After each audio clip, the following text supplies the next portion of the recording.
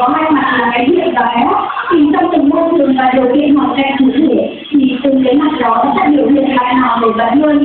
Như vậy thì gia đình và nhà trường có ảnh hưởng rất lớn với hình thành và phát triển nhân cách cho học sinh. Thì gia đình là rất nôi, còn nhà trường là khu hình thành để có những mầm non không rơi vào cuộc sống.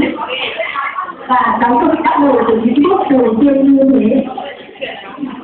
Giáo dục không chỉ có kiến thức mà giáo dục còn để học cách sống, học cách làm người. Thông qua phần việc trên, tổ ba muốn gửi đến tất cả mọi người một thông điệp: chúng ta sẽ trong tương lai sẽ trở thành những người cha, người mẹ. Chúng ta đừng vì chạy theo dòng sống của xã